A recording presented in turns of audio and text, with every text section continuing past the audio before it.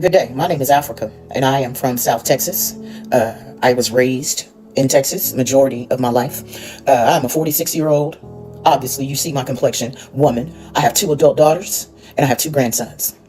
I'm speaking today on the subject of the mass exodus. I'm not one that jumps on bandwagons and usually addresses current events and all of that stuff, but I feel the need to speak on this subject. I'm not one that speaks just to have something to say. I only speak when I have something to say. I see a lot of videos telling women of my persuasion that we're supposed to, that somehow we should be obligated to fight for these people being allowed to stay here.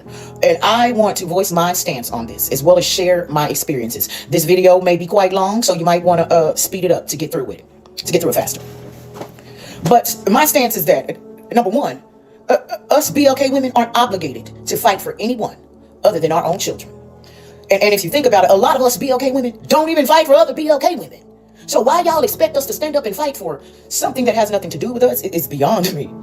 For some reason, society feels like that they have the authority over people who look like me to tell us what to think, how to wear our hair, what to fight for, when to be quiet, etc. And in case you all didn't know, in case you've never heard it, let me be the first to tell you that even when the world tries to control our speech, we have always been free to think freely. I have an Afro-Latino grandson. My mother was born and raised in Harlingen, Texas, which is a hop, skip, and a jump from the Mexico border. My mother spoke fluent Spanish, so did my father. I have a brother who's half white, but looks Hispanic. And he gets doors open to him because they think that he is one of him. In this area that I live in, it's predominantly Hispanic. The Hispanics here run things like the YT people normally do, in the rest of the country. But, I have a brother, like I said, he gets opportunities, and he's told me they think that he's one of them. So he gets doors open to him that would normally be open to him if he was just a tad bit darker. I had 2 women in my life, 2 Latina women who actually stood up for me. I had an incident where I got fired from a company. They fired me because I was the best. They fired me because I went beyond quota, because they saw that the production levels that they had laid out were subpar. And so the Hispanic women who were in management in that job came together and came against me to get me fired. And I got fired. So I filed a complaint with the EEOC. I sued. They settled. I can't speak about the name of the company. I'm not going to do that. I said all that to say that there were 2 Hispanic women, 2 Latina women at that company who stood for me, who wrote depositions, who I personally feel like had they not done that, that it may not have went that way, And even if it did, I appreciate them nonetheless. Yet, I realized, based on how the situation unfolded, you got these group of Latina women that can't stand me just because I defy everything that they were taught about my people. But then you had these other 2 that were willing to stand up for what was right. I had a neighbor. I got a brand new car, and this girl, who was not born here, mind you, would scratch up my vehicle. I went through all kind of stuff. I'm the only BLK woman in this section of the apartments that I live in. None of those people went to management and spoke on my behalf. None of those people stood up for me. They all thought it was funny as they destroyed property that I worked for, that I didn't ask anybody for. 25 years ago, in my early 20s, I was a dancer. And us BLK women, we used to go down to the valley, down to the cities close to Mexico, to dance, because they liked, our kind of women, because they were rare. We would go down there, to work, because we were a rare commodity to them. And they would be willing to spend all kind of money on us as long as we were willing to be their playthings. But when it came to actually wifing some of us, or standing up for some of us, or even opening other doors for more positive opportunities, no, that didn't happen. Let me back up. The same girl that was scratching my car, she literally told me that they are taught that they are better than us. They are taught to always keep us down because they are just one level above us. So if they help us come up, then that means that they are on the bottom. This girl told me that they are taught that even if a person who looks like me has a degree and they don't, they are still better than us. This is what this Latina girl told me that they're taught in their communities. You expect us to stand up and fight for your cause, knowing that your cause will keep us on the bottom, knowing that keeping you ahead, uplifting you, will keep us down. See, we can hold that position because we were literally built for it. We know that we are the foundation as well as the apex. You don't know that we are also the apex. We were built for this. In the beginning, there was darkness, okay?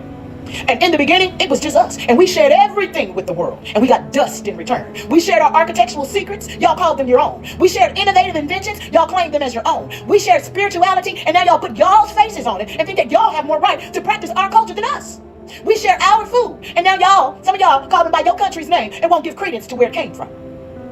Y'all want our culture. Y'all want our slang. Y'all want our music. Y'all steal our history, our identity when it benefits you, but you shun our struggle. Y'all would steal everything of ours but our struggle. You don't want that. But see, the Most High has given you now. Our struggle is your own. And so many want us to fight against divine order for them. Some of y'all are even blaming us for an act of God. And I say it's an act of God because nothing happens that the Most High didn't ordain. Both good or bad. The Most High is in control over all things, over all beings. As the old folks used to say, you got to take the good with the bad. You know, and I see all these so-called minorities and people of color that when they came here, y'all jumped on the bandwagon of keeping us down. Y'all thought it was funny and cool to disrespect us. Y'all can disrespect, adopt, appropriate, and even annihilate our culture. But we can't even study y'all's for any reason without y'all turning up y'all's noses at us. Like I said, my mom, my dad, and my grandma spoke fluent Spanish. One day my mom was in the store buying something and she pulled out her money out of here because that's where she would keep her money. And these two Latina women start speaking in Spanish and laughing and talking about her, talking about where she keeps her money. She turned around and told them in Spanish, yeah, because I left my purse in the car. They looking all crazy and looking crazy and mad at her. And some of them getting mad because you speak the language. So y'all can do everything when it comes to our culture. But for whatever reason, we choose to learn certain things so that we can survive, so that we can protect ourselves, so that we can know when we are in danger. Y'all look down upon us. When we stand up and let the world know that we have awakened and we know who we are, that we know all of this belongs to us, that we know that we talk civilization, y'all try to gaslight and diminish our contributions to the world. You know, the scriptures tell you that whoever stands with Israel will be blessed. And y'all got all these, you know, about these ish people over there from a country that was created as a distraction in the 1940s to hide who the Most High's truly chosen are. Y'all will support that. Yeah. Thinking that that was what you were supposed to do. But now that the hammer of judgment is falling and y'all are seeing that y'all didn't stand with the real Israelites and that the Most High's hand is against you, now you want us to go against the Most High for y'all. That's laughable. The devil is a lie. You know, Hebrew Israelites have been broadcasting this chart for many years about all the melanated people being tribes of Israel, about all the children, people of color being, you know, a part of the 12 tribes of the Most High. Yet some of our own Hispanic brothers and sisters, y'all know this, and y'all still chose to turn against us. You call yourselves people of color when it benefits you, and then you're proud to not be black when it benefits you also. In biblical history, the Israelites, there were those who were living in the lands that the Israelites were supposed to inherit. And the Israelites even allowed some of them to stay. So even back then, we were tolerable and accepting to a people who were okay with our enslavement. You know, Hispanic people, Latino people, y'all have a whole country and family and friends that look out for each other.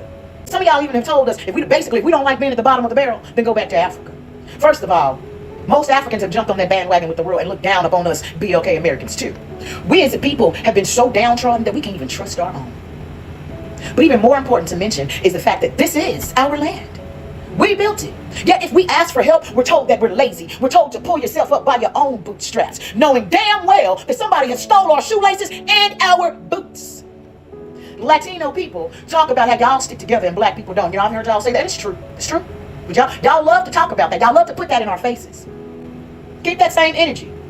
Stick together on that, you know, concept. Continue to stick together and expect us to not to stick together. Like y'all have been speaking into the universe this whole time. See, because I ain't got no abuela that I can call. I ain't got nobody, even in Africa, there's nobody sending money home to me. We don't have any of that. All we got is us. And not even us. All we got is the Most High individually. That's all we got. That's all I got. Let me say that because all I can do is speak for myself. That's all I got. I can't even call people who I share DNA with. All I have is the Most High. And my faith that, as the scriptures say, the king's heart is in the hand of the Most High. And he has the power to turn it either way he chooses. I put my faith in the Most High. Now, if there are those of whatever race that come as a blessing to me, I appreciate it. And I don't care what the package is wrapped. I don't care what my gifts are wrapped in. I just care that it came. And I see the people touting the narrative, you know, how can you call yourself a Christian and agree with this? The same way the children of Israel, the Most High's chosen, were okay with whole tribes and communities having to be moved out the way for us to be free and inherit our birthright. That's how. What do you think would have happened if one of those Israelites stood up and said, we fighting against the Most High if he tries to expel these people from a land that's supposed to be ours? You see how silly and stupid that sounds? Listen to what you're asking us to do. We shed blood and tears for meager rights and freedom that we have, and the majority of the world feels like it's okay to belittle our struggles. Y'all for reparations for the ish people. Y'all co-sign that. But with us, y'all quick to say get over it, or nobody alive these days were enslaved. You know, science about 12, 13 years ago has just admitted, because they've been knowing, I say admitted for a reason, that memories are passed down. That's right, look it up. Memories are passed down. So we inherited our ancestors' struggle. We inherited their memories of being heinous things being done to them. We inherited that hurt. We inherited that pain. We inherited that rejection. We inherited the ridicule. We carried it then, and we still carried it today. We inherited the fact that our credit scores are automatically lowered because of the color of our skin. The houses that we live in are deemed worth less because of the color of our skin. We inherited all of that. Education and qualifications deemed less because of the color of our skin. Yet our Latina and Latino brothers and sisters come over here and get whole homes and businesses without the credit score, SSN, or all these other things that were created to deem us as a people, as these people, unworthy. Nothing that happens is outside of the will of the Most High. Although we at times don't see its relevance, how something bad can bring about something good, we must trust that the Most High's ways are not our ways, and that the Most High's thoughts are not our thoughts. So in conclusion, as I said earlier, there were 2 Latina women, and there were other people of various races in my life that have done for me and that have stood up for me. And if they were illegal, yes, I would house and hides them too, and their family, because of what they did for me. I do unto others as I want them to do unto me. Everybody knows the golden rule.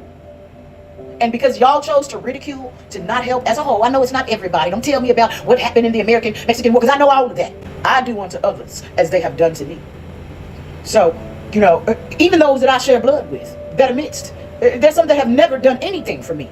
And if put in a position to ask them, I doubt they would. Yeshua said, who is my mother? Who is my brother? But them that do the will of him who sent me. So I don't care whether we share blood or not. I do unto others as they have done unto me. And if you apply the golden rule, and all you other people of nations of people are honest with yourselves, you know that us choosing to sit this out is just doing unto others as they have done unto us. As a kid, they ask you what you want to be when you grow up. And my first answer was that I wanted to be a police officer.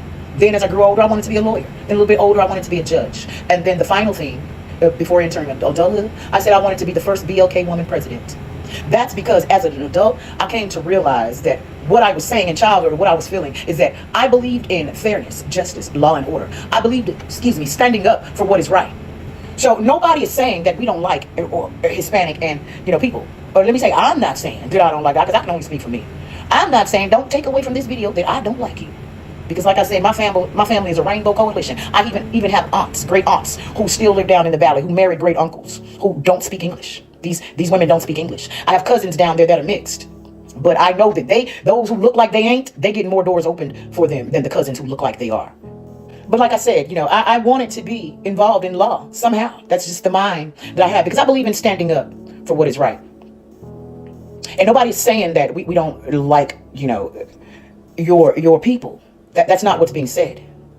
We're simply telling y'all that we know that majority of y'all don't like us. And that y'all have never had us fooled. Scriptures tell us in Proverbs 14:12 that there's a way which seemeth right unto a man, but the end thereof are the ways of unalive. So don't ask me to choose the path that seems right, but goes against divine order and judgment. See, because in the Bible, the Israelites didn't get their freedom until the angel of unalive came and did its divine work. So let those in Pharaoh's kingdom tell it. That angel was bad. Let the Israelites tell the story, and this angel is a deliverer. And a lot of Latina people, they praise this angel in their occult studies. They worship the creation and not the creator thereof. That's the way that seems right to them. Nowhere in the law is there a statute of limitation on illegal immigrants. Same way a rapist and an unaliver can commit a crime 30 years ago and get convicted of it today. It's the same logic applies. There's no statute of limitation. So stop crying and saying, I was here for 30 years, or this person was here for 25 years and they did this and they did that. As if that's supposed to give them a pass to continue committing crime. Because I see it like this. They have been here for 30 years and not paying taxes, benefiting off the things that my ancestors and me and my children still pay. They benefit from a system that me and my children and my descendants still are paying into. While they could just come over here and freeload and give us the big FU. And we're supposed to be sorry. We're supposed to feel sorry because y'all are finally being brought to justice. That's insanity. So I'm going to say, pray to the same God that we had to pray to and depend on for our freedom and deliverance. Ask the Most High to show you the way that is truly right and not the one that seems right. And it just might shock you at the path you're directed to walk. If you truly belong to the Most High, if you truly descend from the tribes that are the chosen of the Most High, then the Most High will deliver you from the hands of your enemies. Black women are not Jesus. We are not your saviors. Jesus was a black man. So ask the black men who choose to mate and marry y'all, who chose to save y'all, to stand up for your people and your children. Ask those black men who down us, BLK women on the daily, to uplift y'all, to hide y'all, to house y'all, to butt the government for y'all. Because I, as a black woman, I don't feel any obligation to save you. Stop asking us to be your savior. Because we couldn't and still can't even save ourselves without divine intervention. Praying for you.